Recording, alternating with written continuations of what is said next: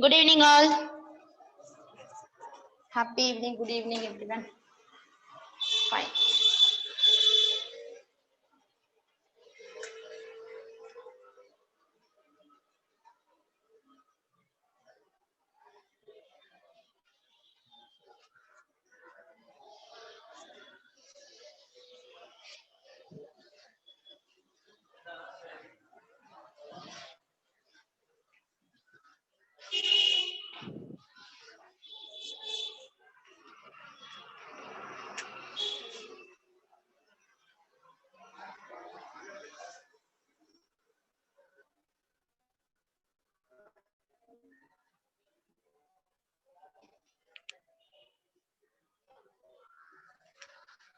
The board is clear? Yes? Yes, ma'am. Okay. So we'll start the class. 1 second, just hold on.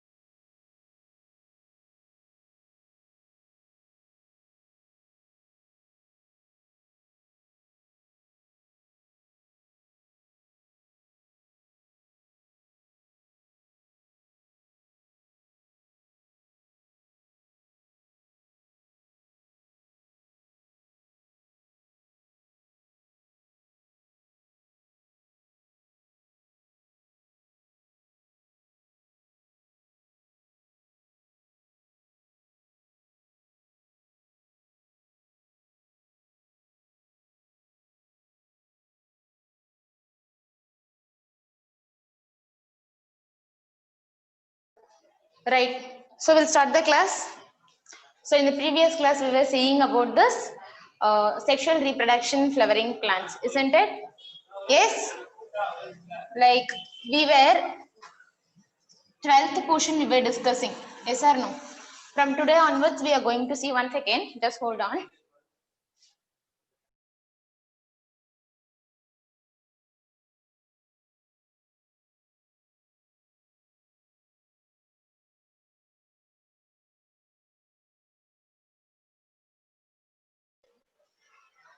Okay, right. From today onwards, we are going to see this 11th syllabus, right?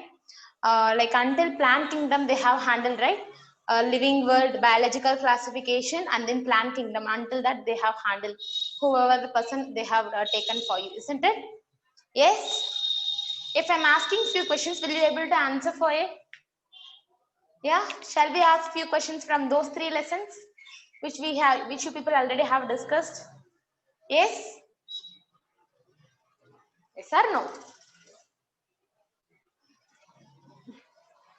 You all can able to hear me, right? It is not in mute, I guess.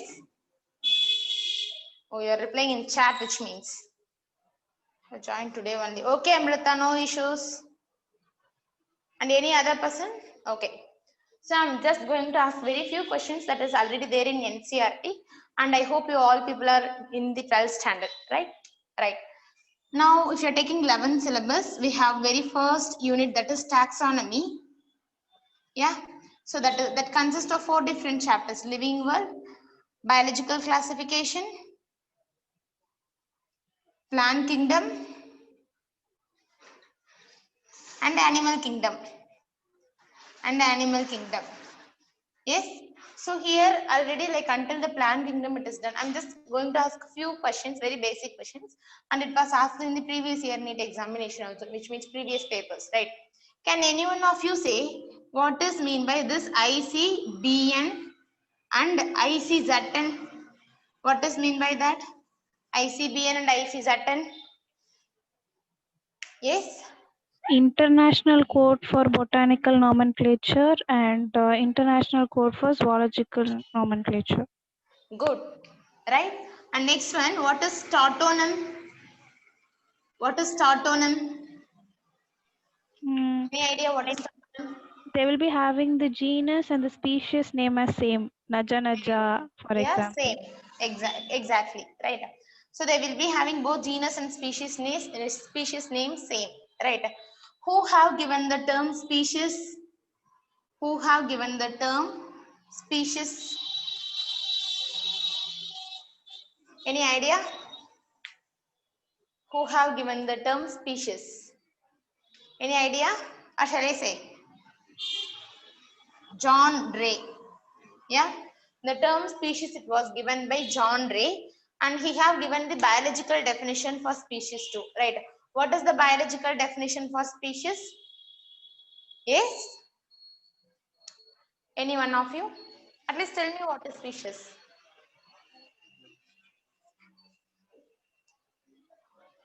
Yeah, what is species?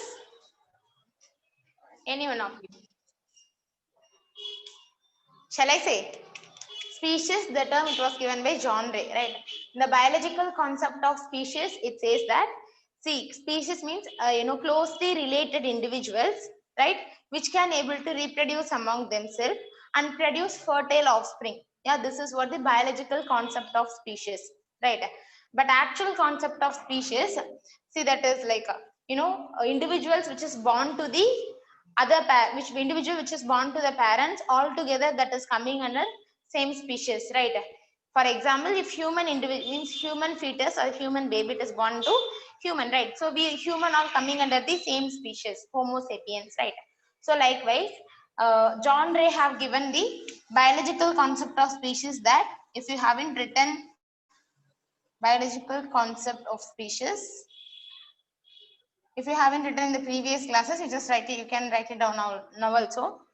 Biological concept of species, that says, see, two closely related or closely resembled individuals, that they reproduce among themselves and the offspring will be fertile in nature. That is what the biological concept of species is. Clear? Right. And the next question that I'm going to ask is, who is said to be father of taxonomy? Father of taxonomy? Father of taxonomy. Any idea? Carolus Linnaeus. Very good. Carl Linnaeus or Carolus Linnaeus. Right? Okay. Now tell me, who's father of biology? Father of biology, father of zoology, both are same only, right? Father of biology and father of zoology, both are same. Who's that? Any idea? I'm expecting answer. It is Aristotle, right? Father of biology and father of zoology, both it is Aristotle. And since we people have already completed this seeing this living world biological classification, you must be knowing about the Aristotle, because he have given or taken the pioneer step in classifying organism, right? He have classified the animals into two different categories. Do you know that? Anaema and the Anaema. Anaema and Anaema. Anaema means it is without RBC. Anaema means it is with RBC. He have classified animals into two different categories, that is Anaema and Anaema. Anaema means it is without RBC. Anaema means with RBC. Clear? Right. Now coming to this plants. Yeah. How many different types he have classified plants into? What is the Aristotle classification regarding plants? How did he classify the plants? Any idea? Yes? No idea? Okay. Tree, shrub, and herb. Tree, shrub, and herb. So in the three way he have classified plants. But it was very basic and primitive type of classification. Since he have taken the pioneer step, we'll also call him as father of biology and father of zoology. Yeah, who said to be father of botany? Father of botany. Student of Aristotle, only called as father of botany. Anybody knows? If yes, just tell me. Theophrastus. Very good. Theophrastus. Theophrastus. Yes. He is said to be father of botany, and he have written book also, that is Historia Plantarum, where he have classified different type of plants. He have added one more group into that. Tree, shrub, and herb. Right. So under shrub is also added to this. Clear? Okay. And what else we can ask from the living world? What is the difference between couplet and lead? What is the difference between couplet and lead?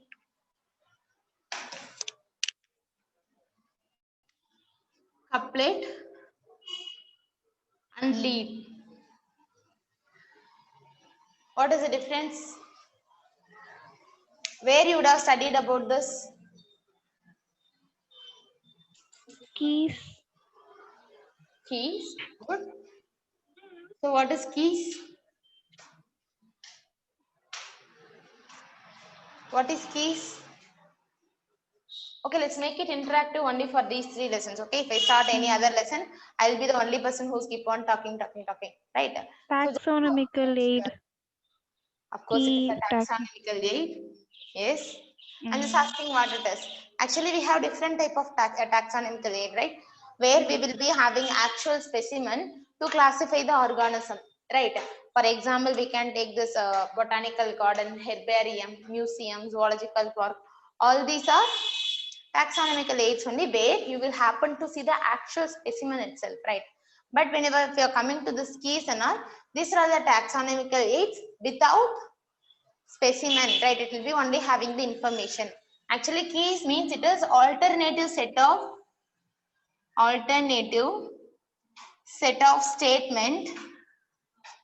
which helps us to identify and classify one organism, right? Which helps us to identify and classify one organism, right? So in a set of statement, both the statement together you will call it as couplet, right? Each one of them you will call it as lead, because lead means via that we are getting some information or we are getting some hint through that. For example, I can tell you, you are taking some organism in your hand and I am having key with myself. What is key generally, you tell me? Key, what is key generally you will say? It is helping to open some mystery, Unlock. right? It helps to open some mystery. Just like that, here also, you're having some organism in your hand. You wanted to know where it belongs to, what type of organism it is. So this keys will ask you some questions.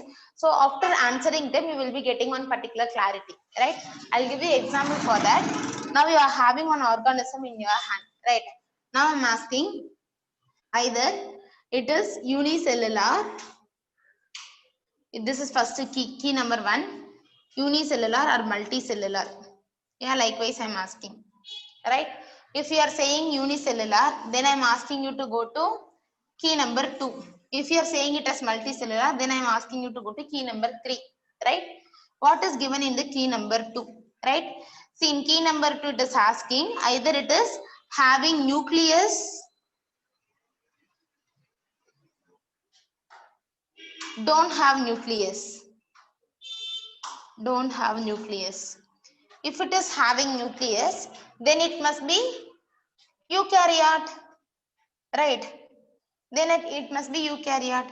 If it is not having nucleus, it must be prokaryote. Clear, right? And if it is multicellular, then they are asking you to go to the key number 3, right? Multicellular, they are asking like multicellular, what are all the multicellular organism it can be existing on the earth? It can be plants also, animals also, right? So they are asking based on the nutrition, either it is autotrophic or heterotrophic, right? So if it is autotrophic, they are giving answer like it is a plant. Yeah. If it is heterotrophic, again they are asking you to go to key number 4. Yeah. What is given in key number 4? In key number 4, it is they are asking either it is motile or non-motile. If it is motile, then we will say it as it is belonging to kingdom Animalia. If it is non-motile, we are concluding this is fungi.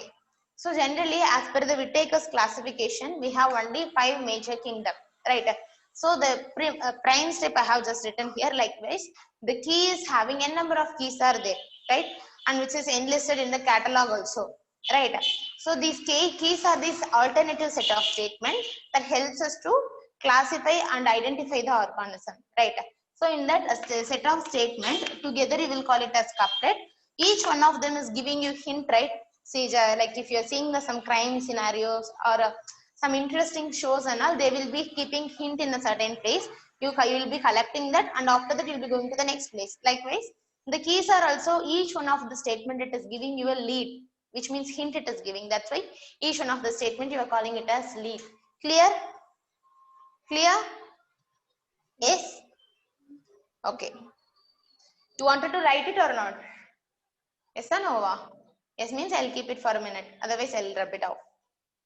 What do you say? Not responding in chat also. You want to keep it or shall I erase it?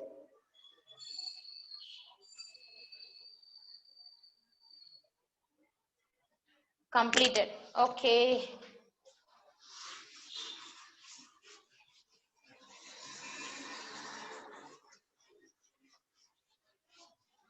Okay. Now tell me who is said to be father of systematics? Father of systematics. Who have written the book Systema Naturae? Which year? Species Plantarum. Any idea?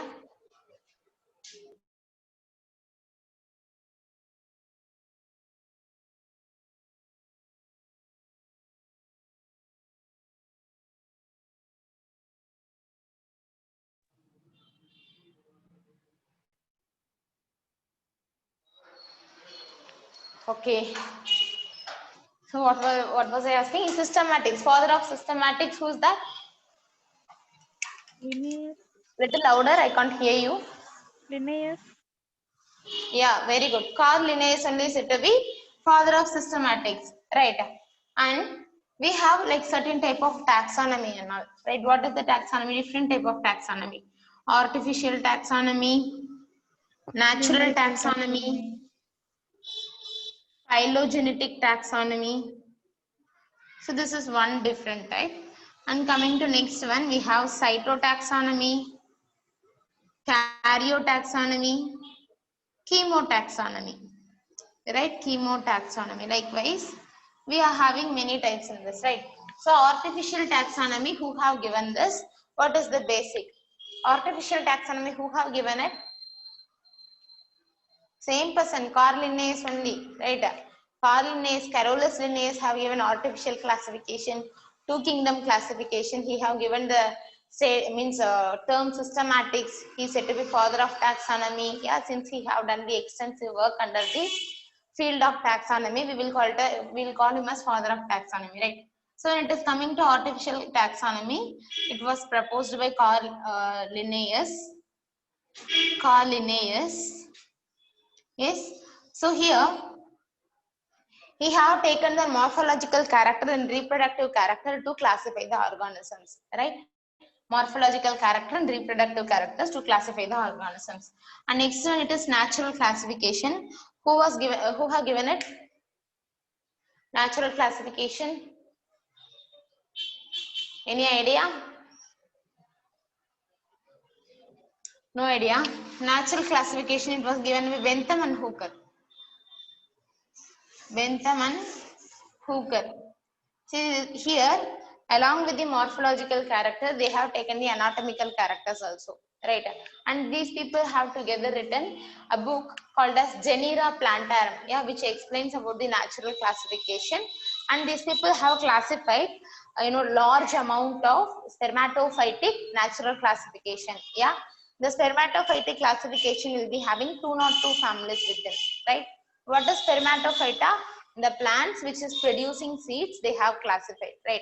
So whenever they were classifying in that way, they have classified further into three different categories. That is monocot, spermatophyta. This is coming under the natural classification. Spermatophyta, 202 families they have classified, and the major three divisions: monocot, gymnospermae, and dicot, right? And you know that monocot and dicot both comes under the angiospermae, right? And the angiospermae, that is the highest plant order, yeah. It is standing in the peak of the evolution, as you know it already, yeah. So this gymnosperm, it is not having producing any fruit or something. There is not, it is not having any flower. But this monocot and dicot it is having, right? But where he have kept, where these people have kept it is in between the gymnosperm, right? So it is not supporting the evolutionary order. It is not mentioning or highlighting any evolutionary significance, right? So later there is another person came, whom we will call it as W. Euler. M.W. Euler. Yeah. So this person have given a little phylogenetic classification, and later there was a person who came after him. We will call it as Oswald Tipo. Oswald Tipo. He have given more phylogenetic classification. More phylogenetic classification, right?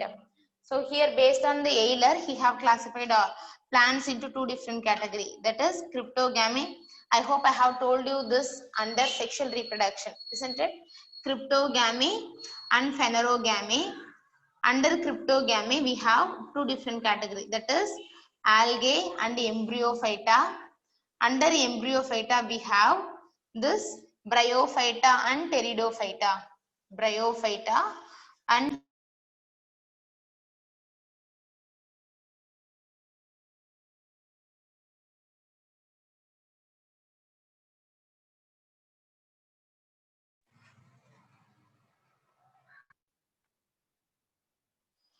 right. So here, in case of phanerogamy, we are having like three different, means two different group. That is gymnospermy and angiospermy, and it is supporting the evolutionary significance. Clear? It is supporting the evolutionary significance. So that's why I used to call it as MW Euler classification. It is a little phylogenetic in nature. And coming to this more phylogenetic nature, phylogenetic classification that was given by Oswald Tipo, he have further classified plants into two different categories, right? That is Tracheophyta, means Thallophyta and Tracheophyta. Like this, we have further classifications and all, right? Have you all read this first of all in these three lessons? Yes or no? Just tell me yes or no. Yes, ma'am. Okay, listen. And coming to cytotaxonomy, karyotaxonomy, chemotaxonomy. One second, you all can able to hear voice, right? Am I audible, right? Yes, ma'am. Yes, Okay. ma'am. Okay, right. Then it is fine. So cytotaxonomy, if you take, we based on the cell structure, yeah, and number of means how it is arranged, right? Cell structure, cell arrangement. Based on that, we are classifying the organism. That you will call it as cytotaxonomy, because study of cell you will generally call it as cytology, right? And coming to karyotaxonomy, karyon means it is nucleus, correct? So based on the nature of nucleus, number of chromosomes, the structure of chromosome, based on that if you are classifying, then it is called as karyotaxonomy, right? And next one, chemotaxonomy. What is chemotaxonomy? It is based on the chemical nature of the cell. We are classifying them. This is what is chemotaxonomy. Clear? So likewise, we have few more details also. Shall I erase it? Yes? Or you want to write it? What do you say? Shall I erase it?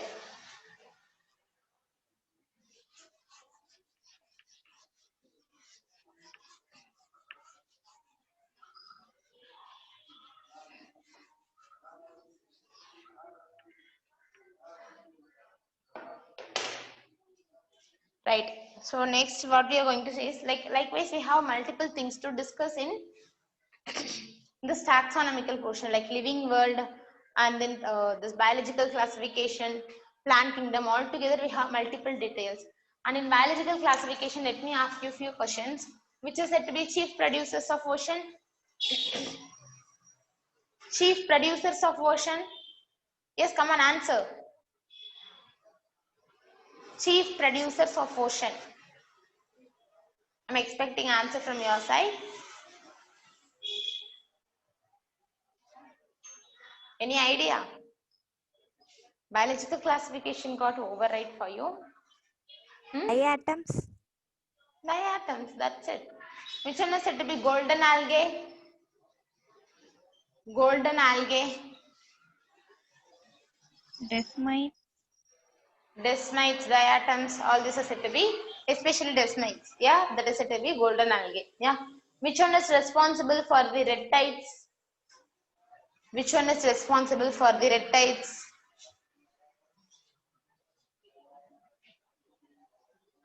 You want me to give you a hint? Dinoflagellates.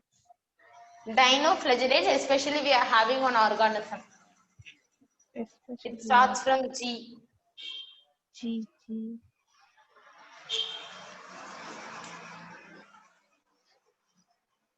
Gymnodium and Gonialex. You remember? See, there are two different organisms, that is Gymnodium and Gonialex. Yeah.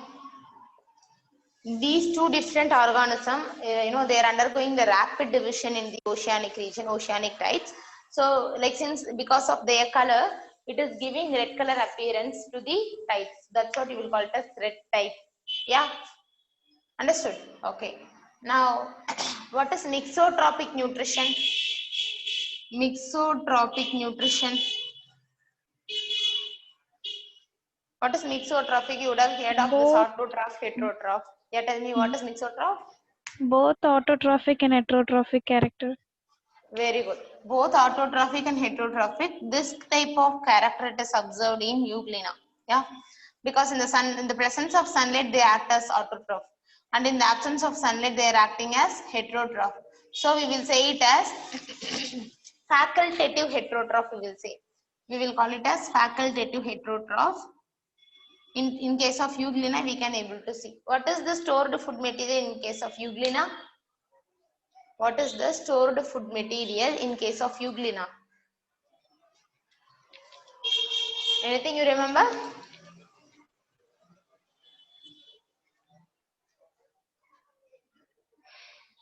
Stored food material. Paramyelin bodies, yes or no? It is paramyelin bodies. Paramylum or paramyelin bodies. What is the another name of slime molds?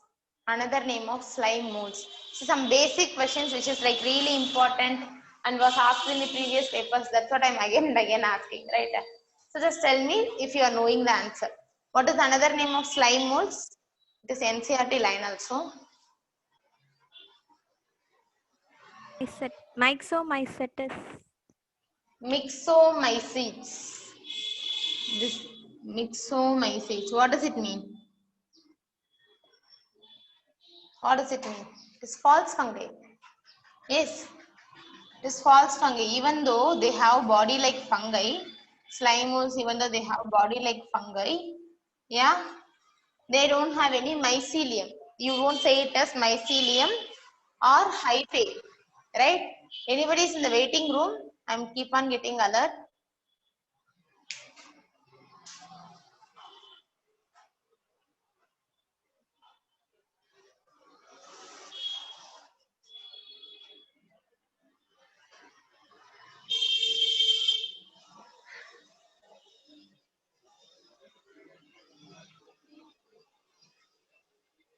Shall I lock the meeting? Everyone is here, right? Or anybody needs to join still more?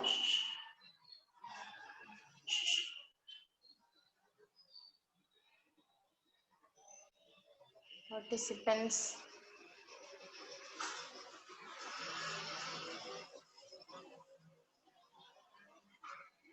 Okay. Now listen. See, we'll call it as false fungi. Their body, it is not made up of mycelium or hyphae something, but still they looks like thread formed body, right? Plus they are saprophytic in nature. Saprophytic means they feed on dead and decaying organisms, right? And they don't have true cell wall. Yeah, they don't have true cell wall. See, just because it is having thread-like body and saprophytic nutrition, we will call it as false fungi, right?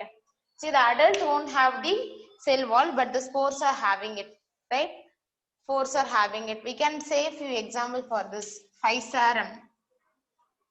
Physarum is one among the example for slime molds. Right.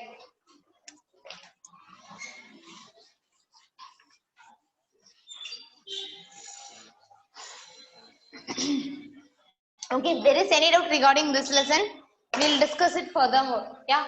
Now I'm going to start the actual lesson that is coming in the 11th portion. We'll start with the human physiology, right? We'll start with human physiology that we are going to discuss today. It is digestion and absorption, right? Digestion and absorption.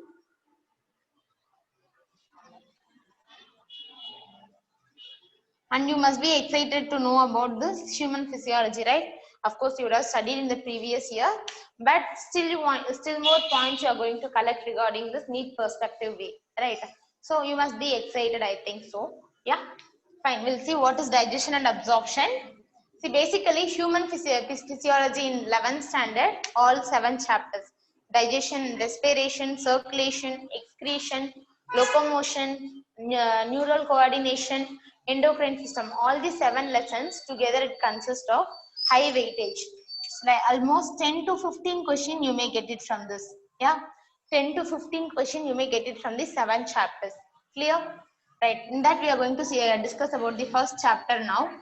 So if you are taking the digestion, what is digestion? Basically digestion means conversion of complex food material into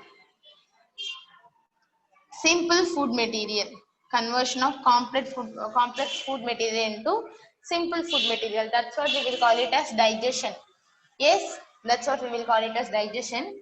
See here, why this complex food material have to get converted to simple food material, right? We need to think, right? If you are taking human body, see, this is made up of some trillion of cells. I can tell you this is approximately 37 trillion of cells. Yeah, 37 trillion of cells your body is made up of. If you are giving that complex organism, which means complex food material, if you are giving to each and every cell, it won't be able to absorb it furthermore, right? So each and every cell need to get their nourishment and the nutrients, right? Each and every cell, it needs to get their nourishment and nutrients. For that purpose, the complex material like carbohydrates, protein, and lipids. Carbohydrates, proteins, and lipids, they are getting converted into their simpler form, that is glucose or monosaccharide. Protein, it is getting converted into amino acids. Lipids, it is getting converted into monoglyceric acid, yeah, or monoglycerides.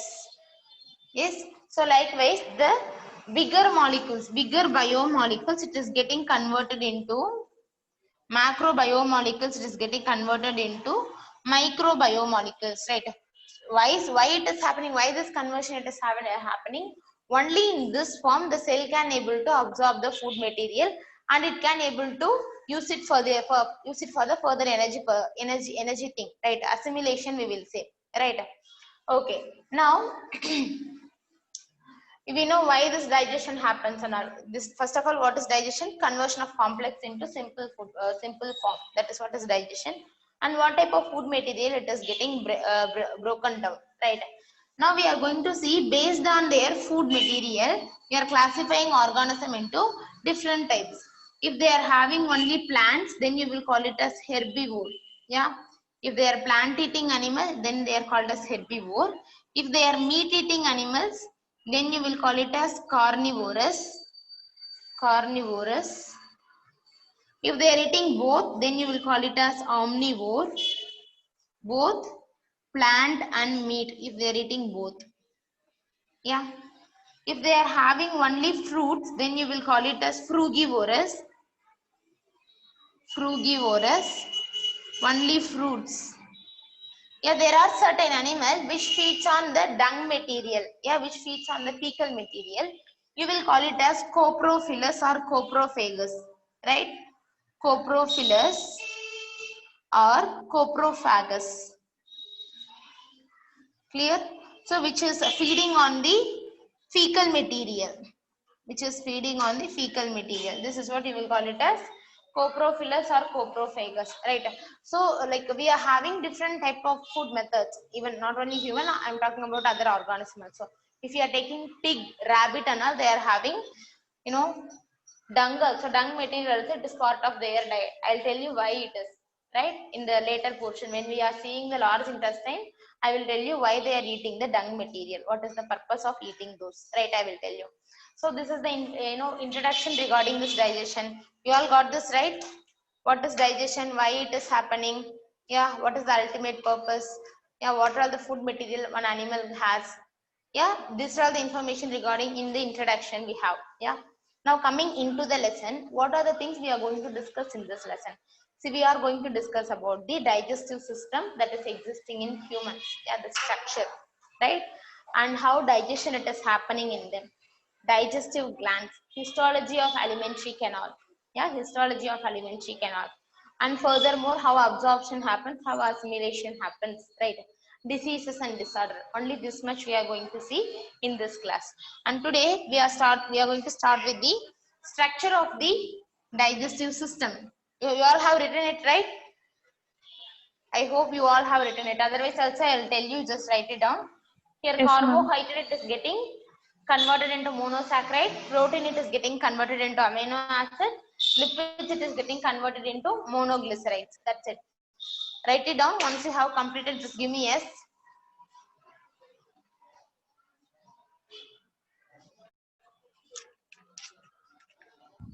Yes, ma'am. Completed.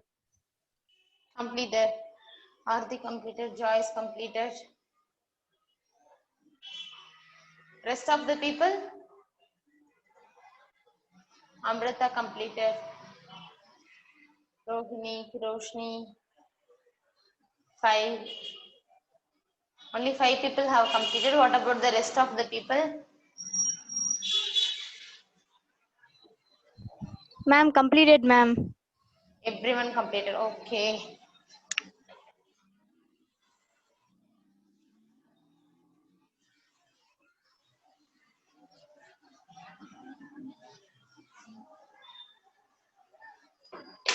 Right. Now we are going to see the structure of digestive system. Digestive system. Basically this digestion and absorption, it consists of, if this process has to happen in your body, there are 5 or 4 major steps that needs to take place, right? First one, the ingestion, which means in order to the machine to work, we need something inside, right? Yeah, in order to the machine to work, there should be something inside. Yeah, that is food material we are ingesting. That's why we used to call human as holozoic, because we consume food. Yeah, and then once it is getting ingested, it is getting digested. Digestion happens. What is digestion? Breaking down of the complex into simple material. That process takes place. After digestion, what happens?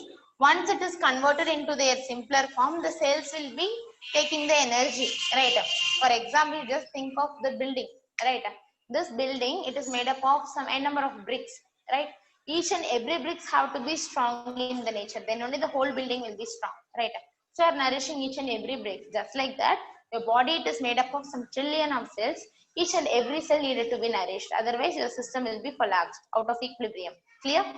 So for that purpose, the absorption it is happens. Yeah, and once after the digestion, after obtaining the simple material, the absorption it is happening, right? And then after absorption, this assimilation, once the food material or the nutrient it is getting into the cell, assimilation happens. Yeah, with the help of respiration process, the assimilation, utilization of the energy, it is happening, right? Once after the assimilation, see, we are getting the waste material. All together we are getting the waste material, and that will get accumulated inside your large intestine, the last portion called as rectum, and that is getting digested, right? Digestion, yeah, which was starting from the ingestion and ends in egestion. Egestion means it is nothing but defecation process. Yeah, defecation process, where the amount of waste food material that is given out through the anal region, right? So these are the 5 major steps, right? Ingestion, digestion, absorption, assimilation, and egestion, right? In order to carry out all these different type of thing, we require one system which is present in each one of our body, right? Now we are going to discuss about human digestive system, how it is looking like. Now this human digestive system, it is only made up of one long tube, that is alimentary canal, you will call it as alimentary canal, that was of 9 meter in their length. Yes, I'm going to draw this alimentary canal structure over here.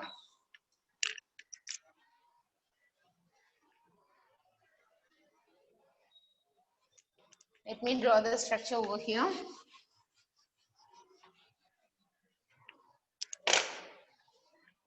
Okay.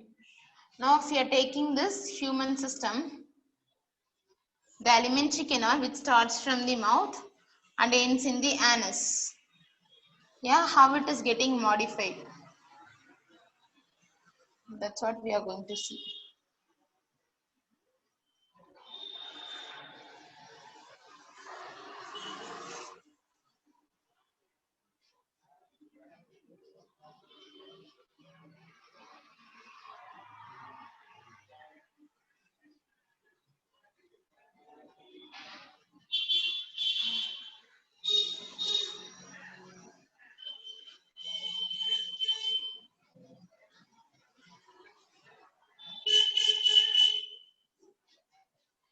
Okay, listen.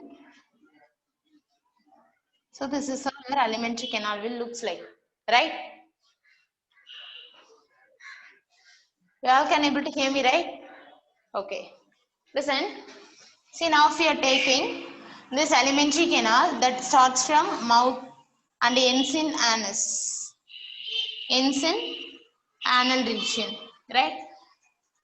Like followed by mouth, we are having pharynx. Followed by pharynx, we are having a long tube-like structure called as esophagus. Yeah, and followed by esophagus, we are having stomach, which is a bag-like structure. Next to stomach, we are having the small intestine, which is highly coiled structure of alimentary canal. Yeah, which is highly 9 meter means you just think of how long it is, right?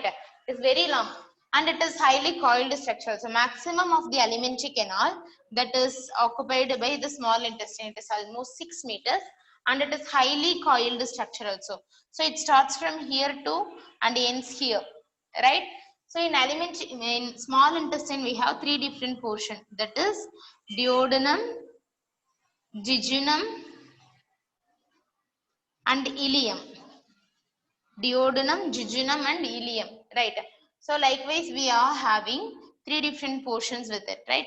And next one, when it is coming to the large intestine, in the large intestine it is almost a pouch like structure, right?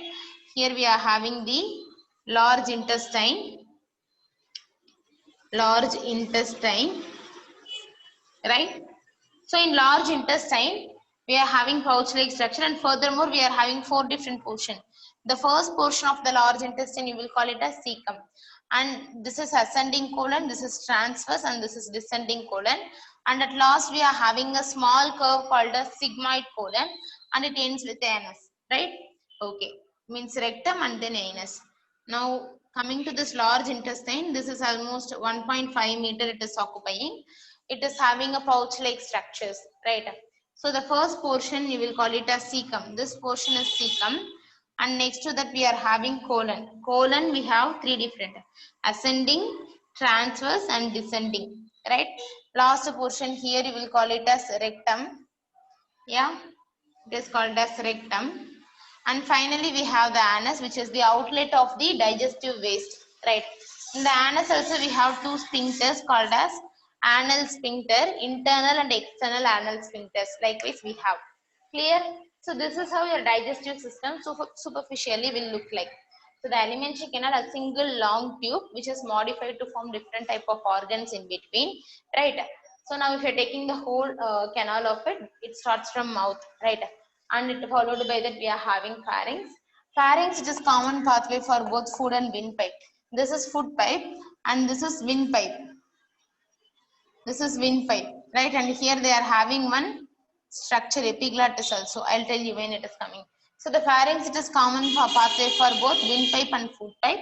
The food pipe, it is a 25 centimeter long tube which bypasses the thoracic cavity and it enters into the abdominal cavity, right?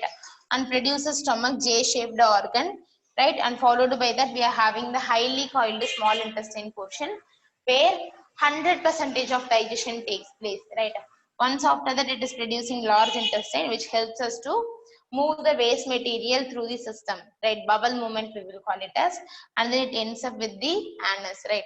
And just below, just before that, rectum it is there. Rectum, it helps us to store the fecal material for a while, and once you get the impulse from your brain, the fecal material will be egested out of your body. Yeah, it will be cleansed. Understood? So this is what is about human digestive system structure superficially, and we are going to discuss about each and every part in detail. Clear? Yes? Yes or no? Yes, ma'am. Okay, just write it down.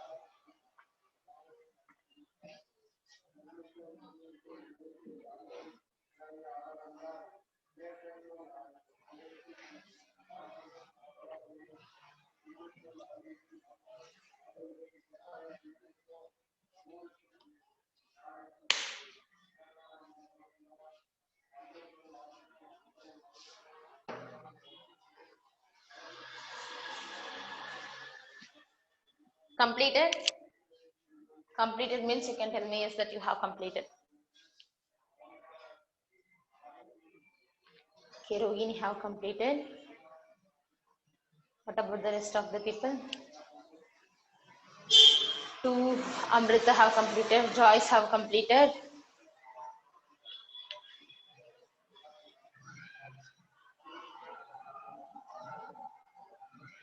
Four, 5, 6.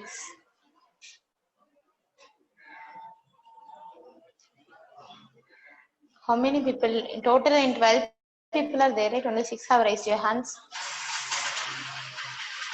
What about the rest of the people?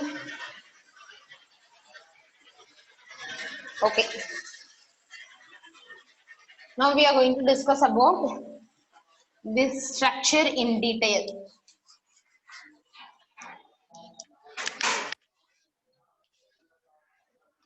The structure in detail we are going to see. Listen.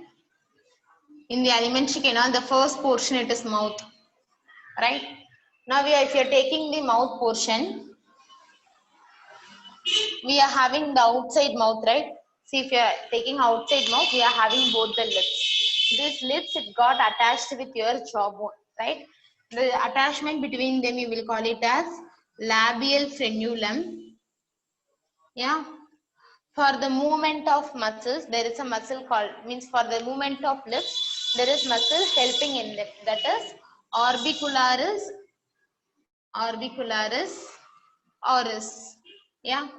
And next one, see, in the upper lip, we all have one groove, right? In the upper lip, we all have one groove-like structure. This one, you will generally call it as beauty sign. Biologically, we will call it as philtrum, right?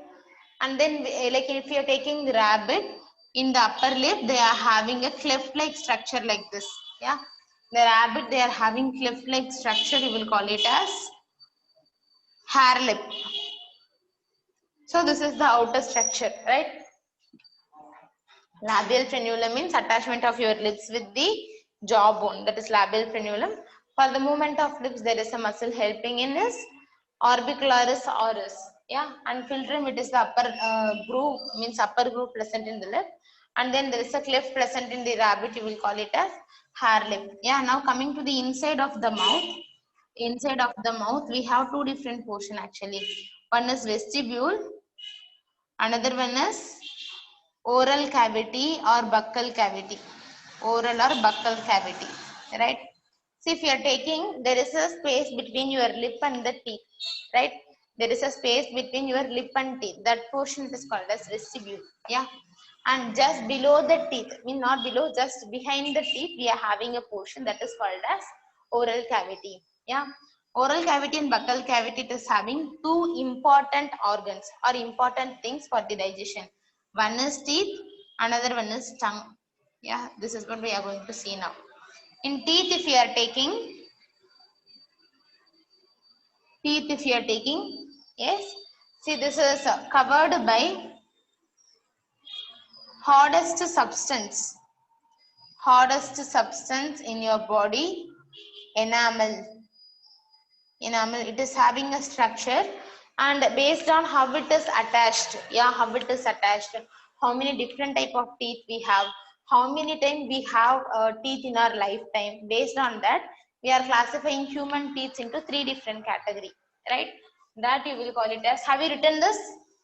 If you have written this, just tell me yes.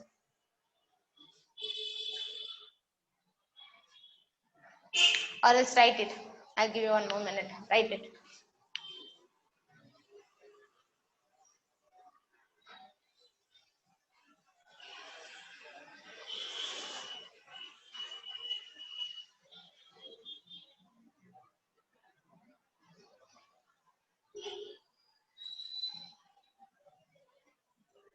Once you have written it down, you can tell me yes.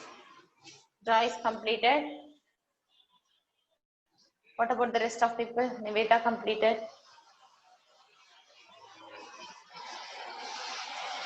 So 5 people have completed. Right.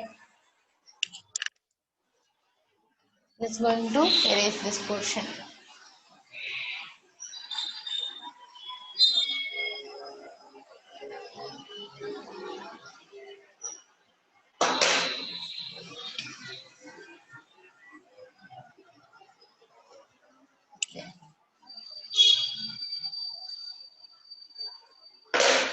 Okay. Now coming to the different type of teeth in case of human. We say human are having diffeodont, heterodont, and thecodont. This question I have been asked many times in the previous year papers. See, what is diffeodont? Twice, right? So in your life, twice the time we are growing teeth, right?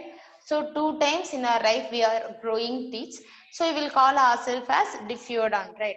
So until the age of 10, we would have been having a set of teeth. You will call it as milk teeth or deciduous teeth or temporary teeth. Clear? After that, we will be having a set of teeth, yeah, which will be lost for until our lifetime. Yeah, until our lifetime, it will be lasting for that set of teeth. You will call it as permanent teeth. Clear? Right. How many teeth you would have had when you were 10? You remember how many teeth you would have had? All the 32 teeth you had that time? All the 32 teeth you had? Actually, no. Right. Only 20 teeth you grow twice in your lifetime, because whenever, like, if you're taking your jawbone,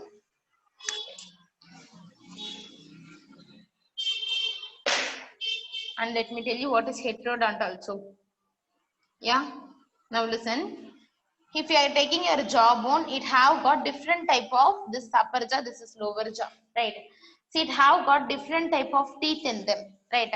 So since the human being are having different type of teeth, we will call them as heterodont, right? What are all the teeth we have? Incisors, canine, premolar and molar, right? Now if you are taking half of your jaw, only one jaw, half of your jaw you have taken, just think of your jaw itself, right?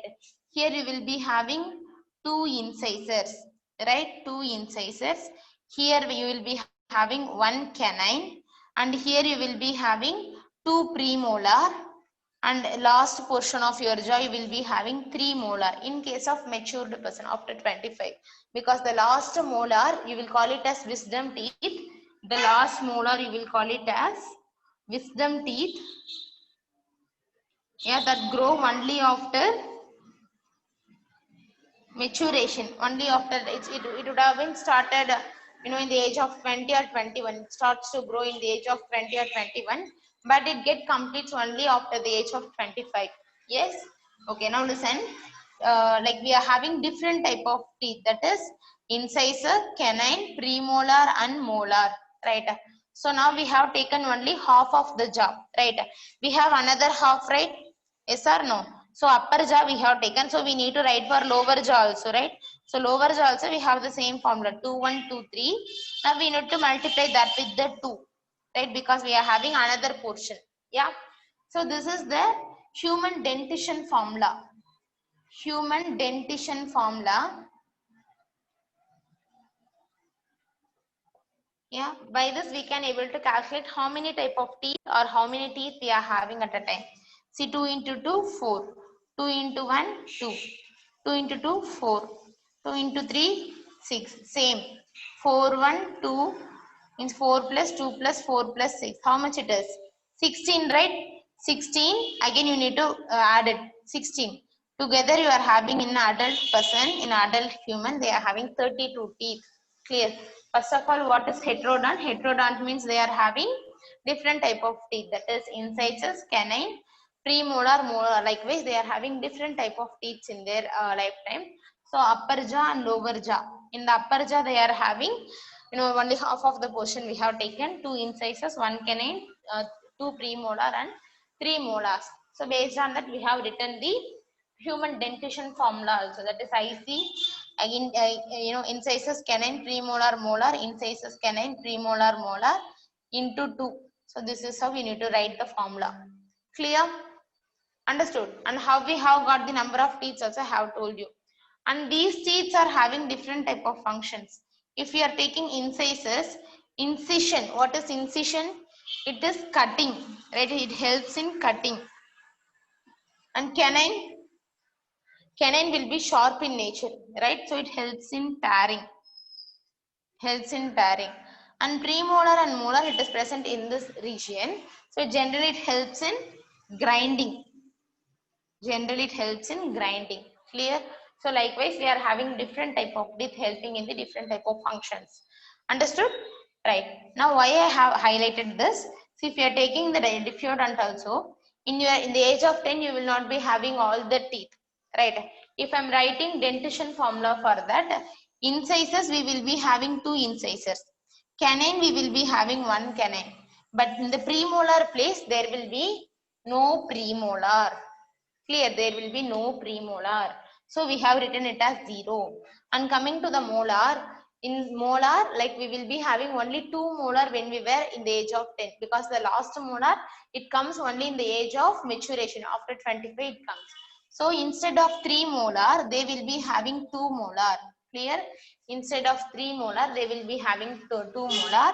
So 2102 divided by 2102 into 2, we will be getting 20 teeth. Yeah. So 20 teeth, it is diffeodont. Yeah. 20 teeth, it is diffeodont. And that time, in the age of 10, we will not be having premolar and last molar. Right? So if you are writing formula for this alone, this premolar and last molar, you are getting them only once in your lifetime, right? Only once in your lifetime you are getting them. So you will call these teeth alone as monophyodont. Clear? Now if you are writing formula for this monophyodont, incisors you are getting twice in your lifetime, canine you are getting twice in your lifetime, premolar only once in your lifetime you are getting, that is 2, right? And last molar you are getting only once in your lifetime, that is 1. So 0021 divided by 0021 into 2. If you are like adding them, you will be getting 12. So 12 teeth you are getting only once in your lifetime. If they are asking what is the monophyodont formula in case of human being, then the answer must be 0021 divided by 0021 into 2. Clear? Right. So that's what monophyodont. Now it is looking messy. Fine. We just write in this way. So until this, You have diphyodont. After that, you are having heterodont. Right? Just write it down, and I will tell you what is thecodont also.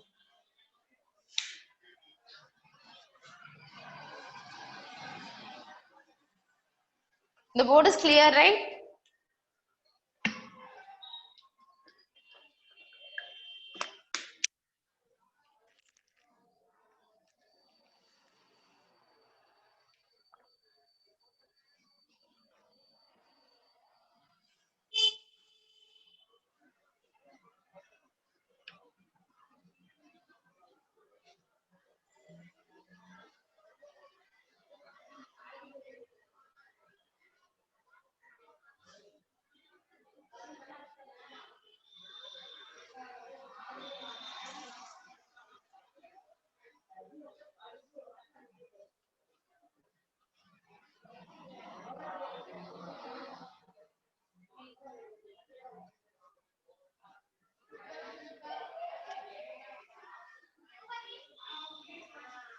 All have written. Yes, Joyce have completed. What about the rest of the Yes, people? ma'am. Completed. Okay. Okay, right.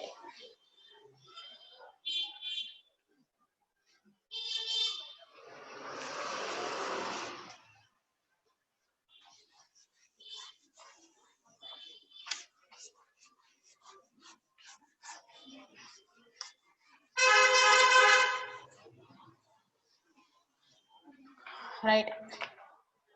Next, what we are going to see is thecodont. Now you know what is diphyodont, what is heterodont, you know. Now we are going to see the thecodont. What is thecodont? Thecodont, it is based on the arrangement of teeth in your jawbone. If you are taking jawbone, it will be having sockets like this. What is sockets? If you are taking switch box, you will be having sockets like this, right? Yeah. Sorry, it is in reverse way. It is like this. It will be having sockets inside which you will put the charger pin. Yeah. So likewise, the jawbone is also having some sockets. You will call it as alveoli. Yeah. You will call it as alveoli. So inside of which the teeth is embedded, right? The teeth is embedded, right? Even if the teeth is coming off, it won't break, right? Instead, it comes just like that, right? So embedment of teeth, embedment of teeth in jawbone socket. Embedment of teeth in jawbone socket, we will call it as alveoli. Yeah, embedment of teeth in jawbone socket, we will call it as alveoli. Right? So how it is attached? It is attached with the help of, one second, it is little noise here.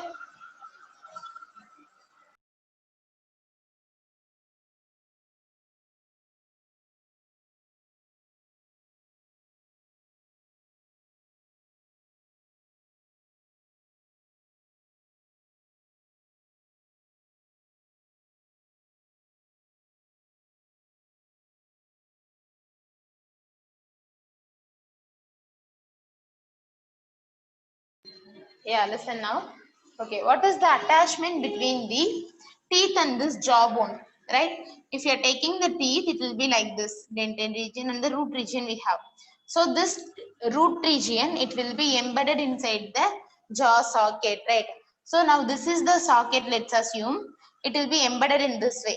Yeah, and if here where you will be having your gum, only this much of your teeth is visible to the outside world, right? So this teeth, it is the root, it is embedded into the socket. So they are having some attachment between them. You will call it as fibrous attachment. Fibrous attachment. Name of the attachment, it is called as gomphosis. Name of the attachment, you will call it as gomphosis. Clear? And it is very strong type of attachment, right? And then, so that's what thecodont is. That's it, thecodont is. Thecodont means it is embedment of teeth. That's it. Clear? So that's it about the human teeth. That is diphyodont, heterodont, and the thecodont. If you are taking some other animals, if you are like, they are having polyphyodont also. some other animals. It is side by, you just write it. Polyphyodont they are having. Example, frog. Means in their lifetime they will be growing many times teeth in their lifetime. That is polyphyodont. Yeah. And next one, in case of diffeodont, I have told you this polyphyodont. And what about thecodont? How the teeth is arranged, based on that you have classified. Likewise, you have two more different types, that is acrodont and pleurodont. Acrodont and pleurodont. Acrodont means the teeth, it will grow from the jaw. Teeth, it will grow from jaw. So even if you want to isolate the teeth, you need to break and you have to take it out, right? And coming to this pleurodont, it is lateral attachment of teeth. In case of snakes, you can able to see, if this is the snake, in the lateral side of them, they will be having, teeth, right? So whenever they are coming like this, you can able to see the teeth clearly. So the lateral attachment of teeth, lateral attachment of teeth with the jawbone, you will call it as, with jawbone, you will call it as pleurodont. Clear? So acrodont, you can find it in case of fish. Pleurodont, you can find it in case of snakes. Clear? Right. So polyphyodont, acrodont, acrodont, pleurodont, and we have homodont also. Homodont means, for that also we can take example of frog, where all the teeth will be same. All the teeth will be same in nature. Clear? So these are all some exception list. You can make a different tabular column for it. Yeah, that's it. Now we need to see the structure of teeth. Structure of teeth, we need to see. You all have written it down? Or else I'll write, yeah.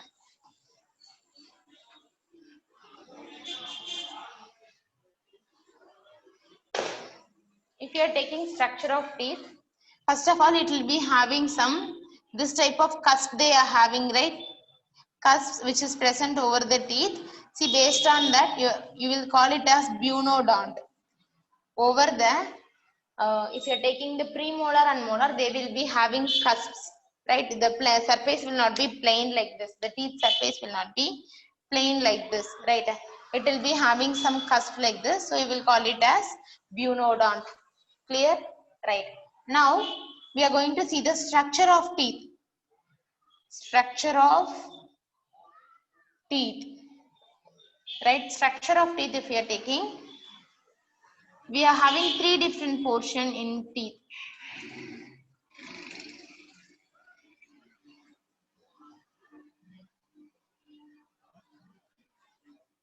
Yeah, three different portion. This is called as root portion. Yeah, inside the socket it is arranged. It is embedded. Yeah, the root portion, it is covered by means of enamel. Root portion, it is covered by means of enamel. You will call it as cementum. Clear? You will call it as cementum. And just above that, we are having a portion, that is dentine portion. Dentine portion. Yeah, and that is covered by gums.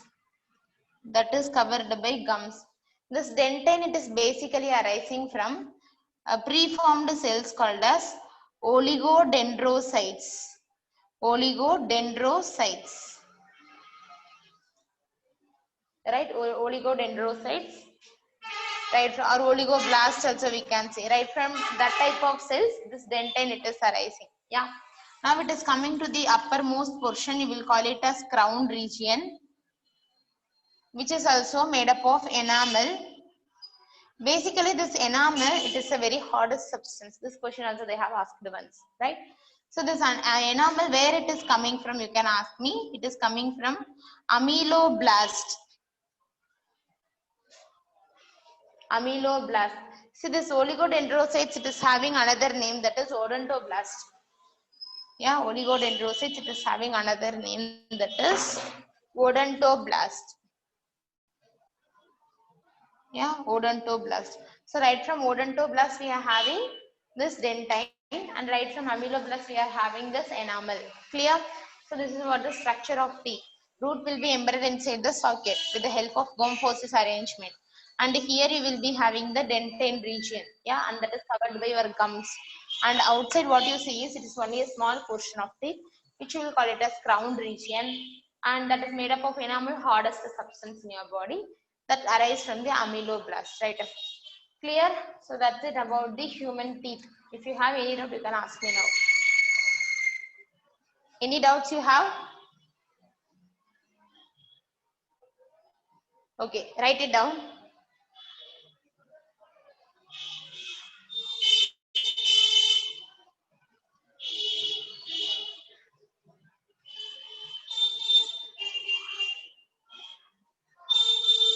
Completed?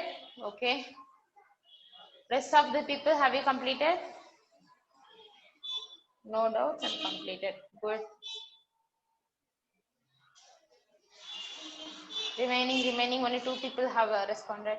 Hiroshni completed. Rohini, Aarti Ma'am, completed.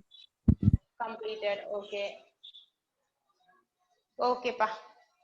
So we have just completed the teeth. Now we are going to see about the tongue. We are going to see about tongue.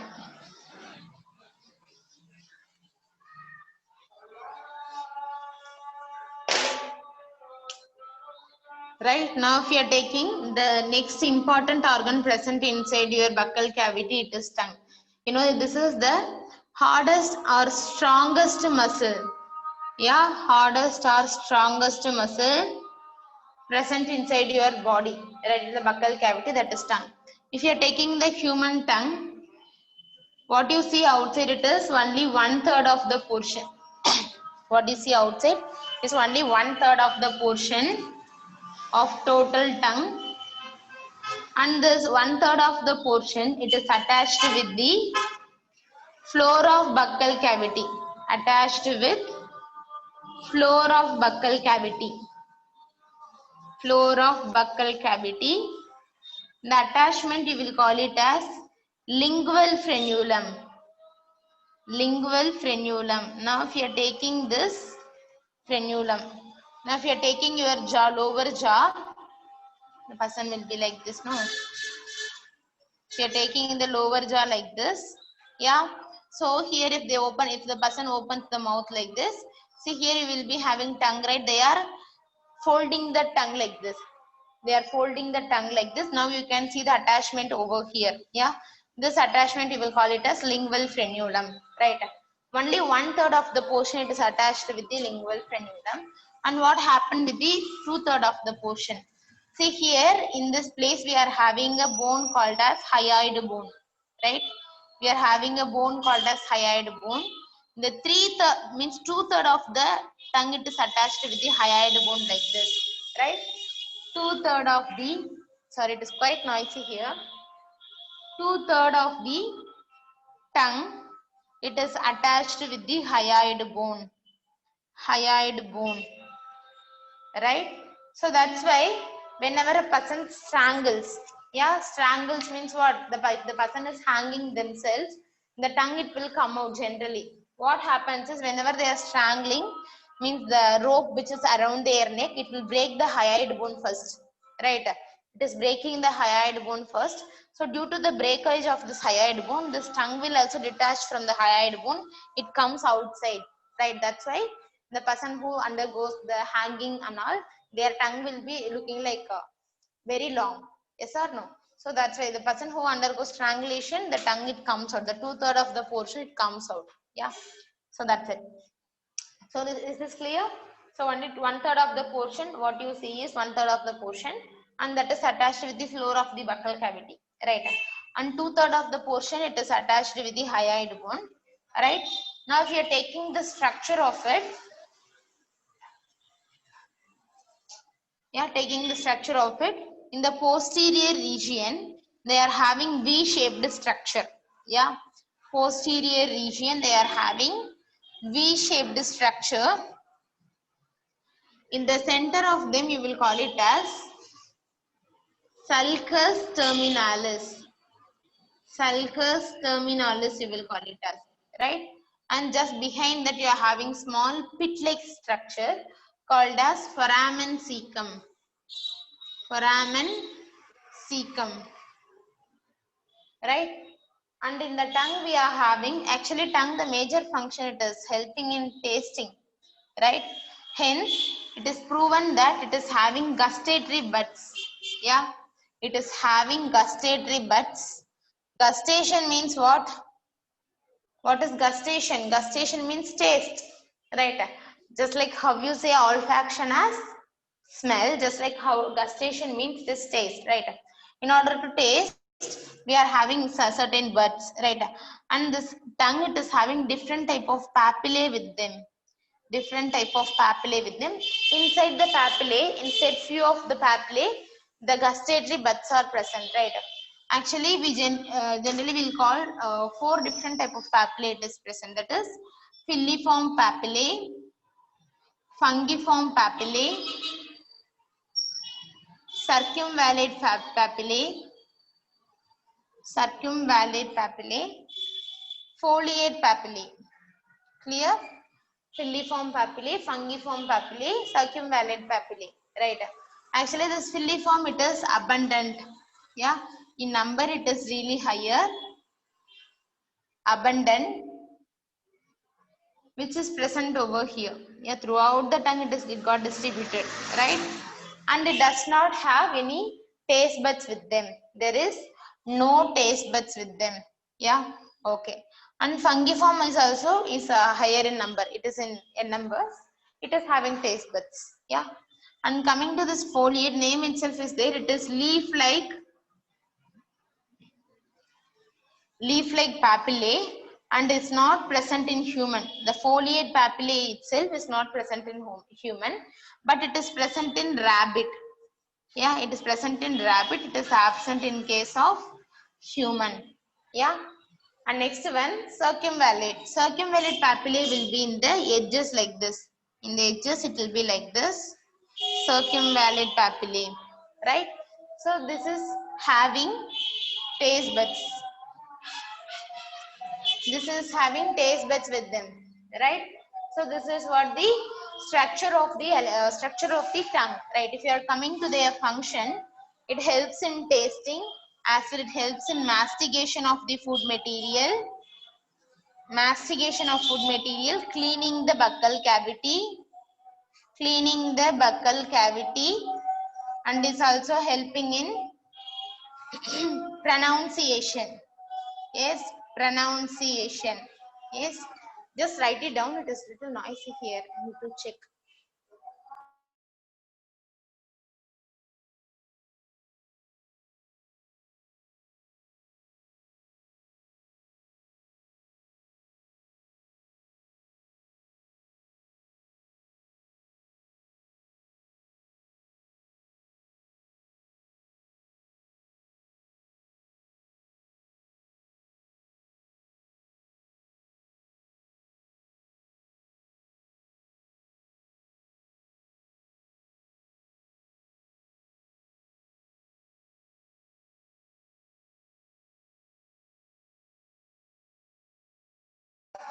You just complete it. Once you complete, just tell me that you have completed. Fine. Yes, ma'am. Completed.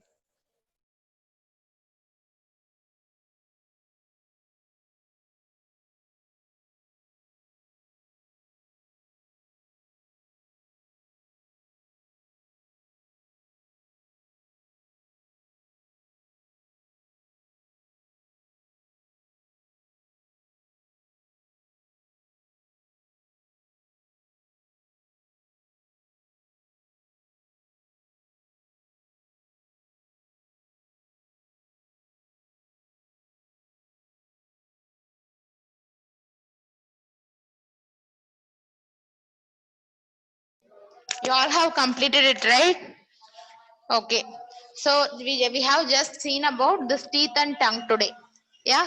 The remaining portion we'll discuss in the next class. Fine. If you have any doubts, you can ask me in this 4 minutes. In the chat list, you can ask, because I'm just muting myself due to the noise. In chat list, you can ask.